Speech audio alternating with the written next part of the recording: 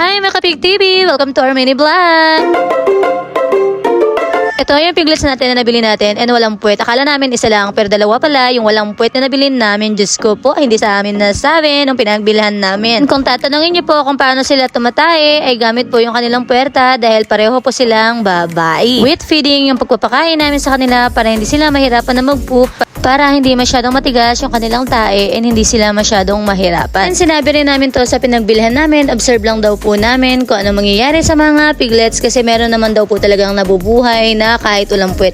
Basta po babae kasi doon lumalabas sa kanilang puwerta yung kanilang poop. And sa ilang days is natutuwa din naman kami kasi sobrang lalakas ng mga piglets and sobrang tatakaw nilang kumain. Nung nakuha namin ito mga piglets ay sobrang init kasi mga ilang araw lang ay biglang bumuhos yung malakas na ulan. Kaya parang na-stress yung ating mga piglets and nagtae yung ating mga biik. At doon na nag-start yung pagtatae nila and paglalamyan ng pagkain. Yung hindi sila masyadong kumakain. Yung tipong wala silang gana kumain kahit with feeding o dry feeding na feeds ang aming binibigay sa kanila. Ang unang ginawa ni Daddy ay nag-stop siya na magbigay ng maraming tubig. Yung konti lang yung tubig na binibigay natin sa ating mga piglets and dry feeding na yung binigay natin sa kanila.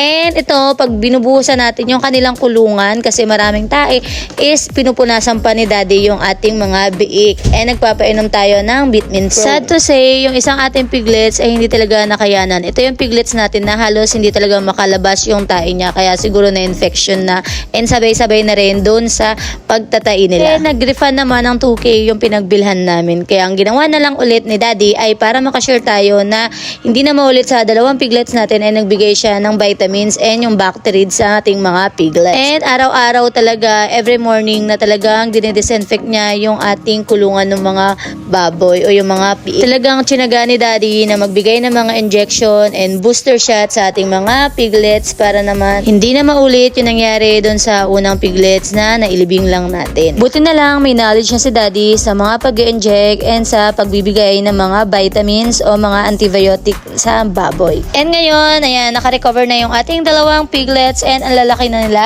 Lechonin size na sila, di ba? Nakakatuwa. Bactarid and Bixan SP lang yung ating binigay sa ating mga piglets. Ang binigay din nating tubig sa kanila ay Vitamin Pro. Ayan, so naghahalo tayo lagi ng Vitamin Pro sa inumin ng ating mga piglets para mas malakas sila and mas magana kumain. And that's it for today, guys. Thank you for watching. Bye!